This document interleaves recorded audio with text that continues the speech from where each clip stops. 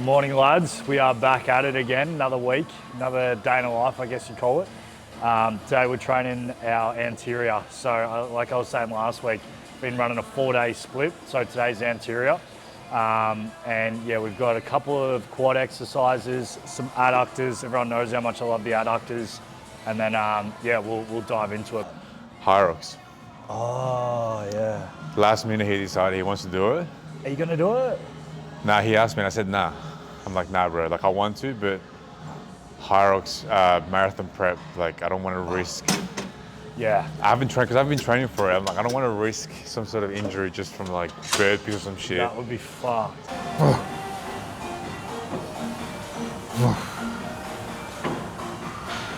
No.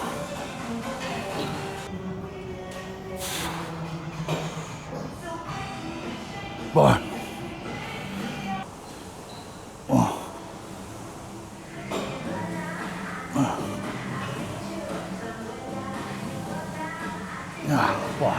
Pretty much any movement, if you're trying to really grow, is move to single leg or single anything unilateral. And that works especially if you've got weaker areas. So some people might have a bigger right bicep than their left. So moving to a lot of unilateral movements, not only are you going to be able to focus on the muscle a lot better, but you're also going to bring up those weaker points. So if you're on that leg machine where you're using both legs at once, the stronger one will always drive more power behind it. So to cut that out, move to your single leg movements or your single arm movements. Last week on this, let's see if we can push it. All right, let's go for 8.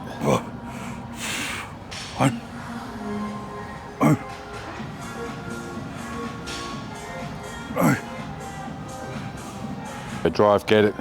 Easy. Go again. You go again. Go again. Let's see what one in the tank. Let's go. Push. 8, 2 more than last week. That's why it's so important to track. That's actually so true. If you're not tracking anything, you have no idea whether you're fucking growing or not growing. There's so much that goes into tracking. If you're not tracking, how do you know if you've got enough carbohydrates in? How do you know if you're getting enough sleep? If I didn't get 6 reps then, I would know something needs to fucking change, either with my sleep or with my carbs or with my recovery. If you're not tracking, you're basically just blindfolded, trying to guess your way to grow some muscle tissue. Shit, let's get one through like here.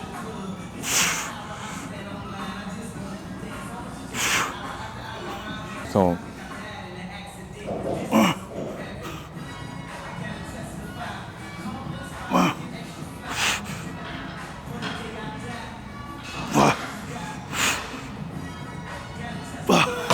Fuck. Whoosh. Oh yeah. Now do the tricep. Like actually. There's that one. And turn towards me. Yeah. Nice. I am fucking starving in this build phase, and the reason I'm bringing this up is because every single other time that I've built, back in the day, I used to think I had to be full. You couldn't be hungry, it means that you're not gaining. But this time around, hunger is not being used as a gauge on whether I push up food or not. In fact, the more hungry I am, I've noticed the more insulin sensitive I usually am as well. So we're in a position where we're staying quite lean, quite relative with conditioning, yet scale weight's gone up about 300 grams a week, and I am fucking starving, but I wouldn't have it any other way. It's not until you get to a point where food is so sickening, then you're out of fucking runway. So don't use hunger levels as a gauge on what you decide to do with food, which again is why it's good that I've got a coach that can look in and make decisions from a non-emotional standpoint. As soon as you get emotional with your build and you start pushing food up when you don't need to, then you're gonna run out of runway real quick. The main setup here for your flies is you don't want to get caught out, which is super common, where your shoulders are forwards and you're doing flies like this. So for me, I always stand like this. It's like my worst habit. So every time I get on a machine like this, shoulders up, back and down. And then this is our setup. Now our shoulders are back and down, we can come in and just hit directly onto the chest. As soon as your shoulders are forward, you're gonna start hitting a lot of front delt.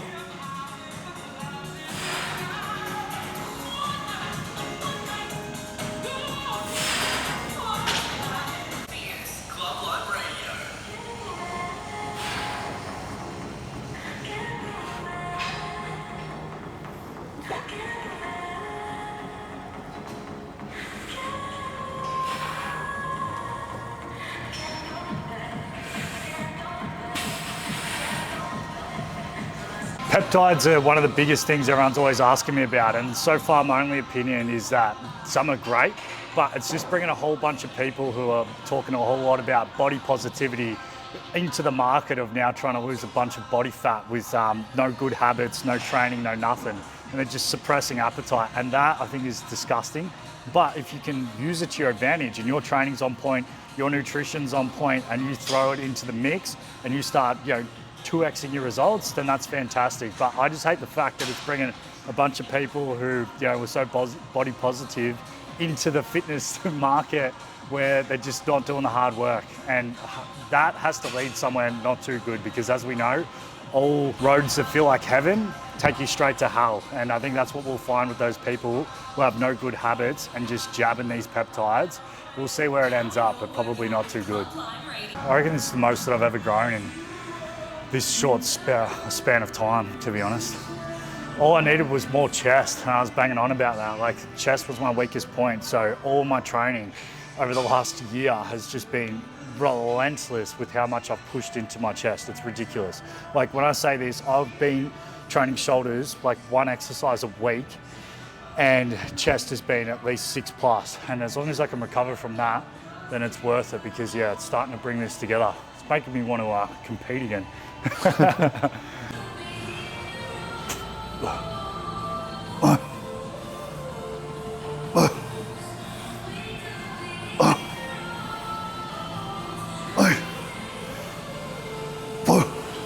Probably one of the most exciting clients, I guess, definitely this year is Tyson. Obviously, he competed last year and won a lot of competitions, which was good.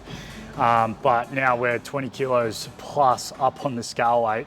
He's still shredded, in my opinion. Like, we've got, yes, of course, a little bit more fluff, as you do, but still visible six-pack in a great spot. So it's gonna be very interesting. We've got some big goals for the end of the year.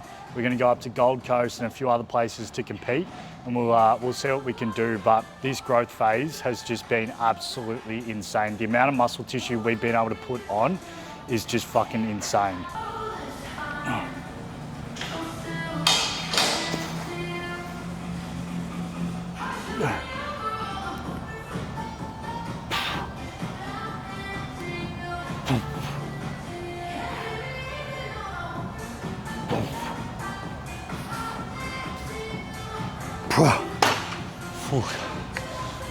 Good lads, done and dusted. We've trained for nearly 2 hours, but we're talking a lot. But yeah, no, it was a good session. Now, as usual, we need to go get some Ghost. We need to get some energy drinks and fucking get jacked up. We just need to get some sunlight in my eyes, get that circadian rhythm going. And then, but no, that's the biggest thing that changed my life is hydrating in the morning. So smacking down 500 mils of coconut water, pushing back my caffeine. And that's something that I've taught to my clients is, if you're getting a big crash and you're feeling lethargic all day, my first question is, when are you having your first hit of caffeine? Usually it's straight away. So if you hit it straight away, you will have a massive crash at about 1 p.m. So this is what we've got at the moment. This is 70 grams of Mackenzie's rice flour. And then I've got it down pat. That's 170 mils of boiled water. Then once I get it like that, I literally just chuck it in for about 30 seconds in here. Honestly, once that's done, I just mix in the protein. Well, we can wait for this to come out and I'll show you how to do it. Got this new bad boy as well, new protein. This is the best of the best, the Isolate. It's a fucking stupid price, but if I'm all in, I might as well get the best of the best. So if you're all in, you need to get this, and I am not sponsored. In fact, I've had 3 sponsors and lost all 3 of them because I never post my code. the only person who I've posted is Mrs. Taste, because I actually really like their sauces. I don't want to sell out for a 10% discount code and give my clients some supplements that are shit. It's like when every influencer, they get sponsored and they say, I'm so happy to be working with this company because, I love their products. And it's like, bro, you just sold out. So I've fucked this. With more water. People ask me, like my clients ask me for, oh, like, how do you cook this? How do you cook that? I'm like, bro, this is how I make my meals. I just fucking mix it all together. If it's chicken and rice, if it's pasta, whatever. Well, Gemma cooks a lot of it, but if I'm cooking, I just slap it together. I'm not too emotional with food. All right, this one's actually looking chopped. Swear they usually come out mint. Here we go. All right, there we go. That's fucking sweet.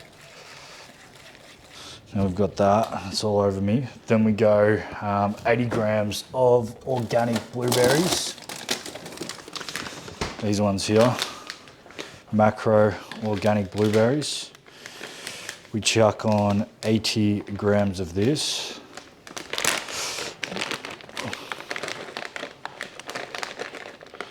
Again, if your excuse is with meal prep that you don't like weighing stuff, I'm literally weighing it right now. It takes no extra time. The only difference is that this is sitting on a scale and it's not sitting on the bench. So if that's one of the main things stopping you from tracking your food is not weighing it, that's literally it. And then we've gone, our maple syrup, sugar-free from Mrs. Taste as well. We chuck that on there. And then the only reason is because I'm out of chocolate syrup. So Mrs. Taste, if you still like me, I'm out of chocolate syrup. All right, let's try this. Let's run it. That is the best post-workout you'll ever have. The most important meal, in my opinion, is probably pre-workout. If you're going into your sessions feeling like shit and you can't hit PBs, then that's a big problem. But then this is probably equally as important, what you eat directly after the gym. Some people say it doesn't matter, but fuck, I reckon it's one of the most important things. We're off to JB Hi-Fi now. We're gonna go look at a couple of things. I need a new screen. I've got one of those curved monitors, you guys have probably seen it anyway, but I want to have another one just for random shit. I basically don't need it, but I just thought it would be cool to have another screen that's upright. So I'm going to go get one of those and potentially some new mics, because we keep charging these mics and they just go flat without even using them. So yeah, we're going to look at a couple of things and then most likely end up just going for a walk or something like that, because at the moment my digestion has been cooked. So the more walking that I can get in and more steps I can get in, the better my digestion is. It's always 10 times better. So that's saying if you've got bad digestion, it's well and truly worth you going for a walk after every high carb meal. That's what we got, lads. The new upgrade. We ended up stinging him a little bit. I'm a bit of a stingy bloke like that. When I get there, I always ask, what's the best deal that they can do on stuff? So what was it? $340, got him down to $260. And then he pulled up Amazon and found one for $209, but he didn't know that one didn't come with a charging case. So we ended up getting this for $209 with the charging case. It was cooked. I don't even know how it happened. I'm a stingy cunt.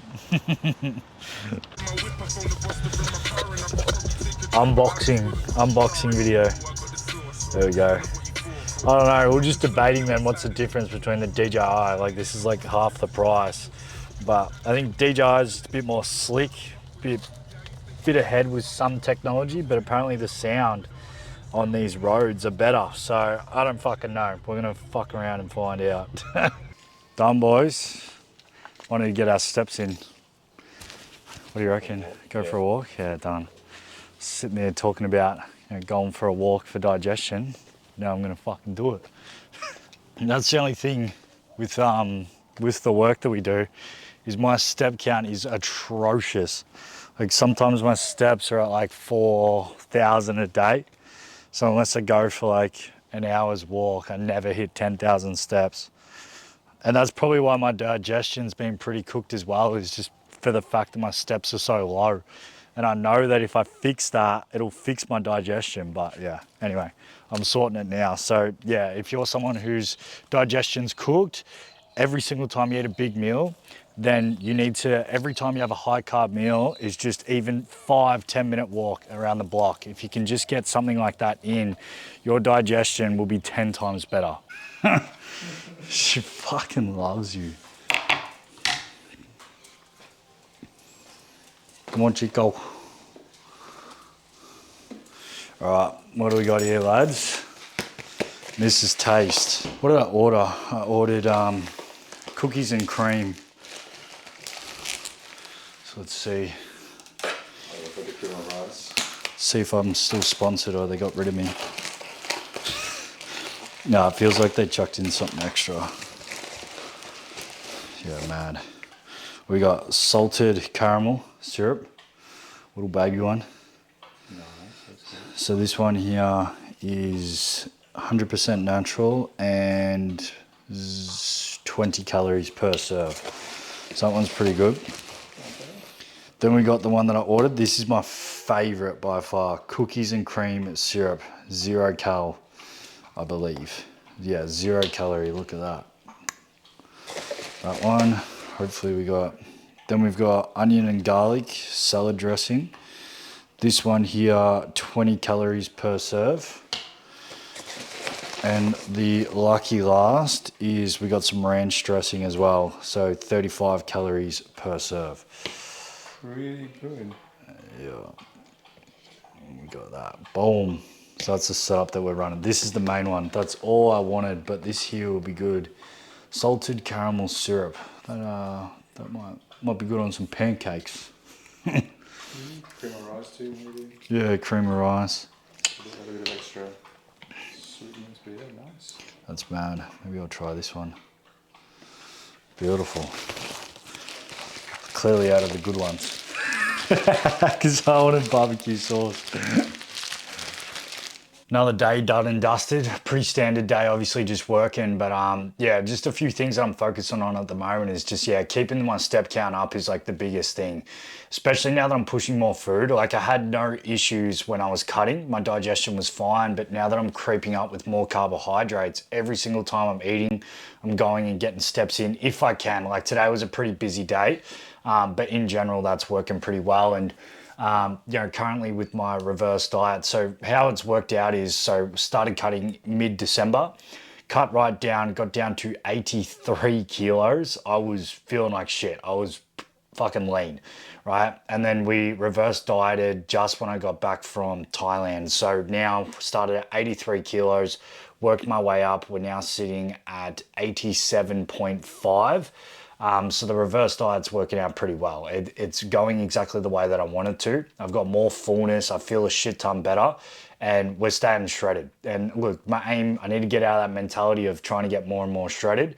But at the moment, we're going to keep it as lean and clean as we can, pushing up into this build. So yeah, we're growing now, which is good. PBs are being hit every session. You've got to remember that PBs aren't just something where it's like, oh yeah, I had a good session, I got some PBs. It should be your main focus. If you're in a growth phase, you need to be hitting PBs to know that you're progressively overloading. If you're not building muscle tissue. Those two are directly correlated with each other. So make sure your strength is increasing.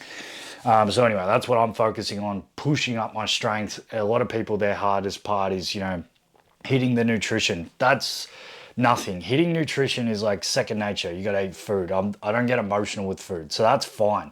So that's why the hard part is getting in there every single time at 7 a.m. and pushing past failure. That's the fucking hard part for me. So yeah, we're doing that, and yeah, everything's going well. So yeah, hopefully you enjoyed it, lads, and we'll be back next week.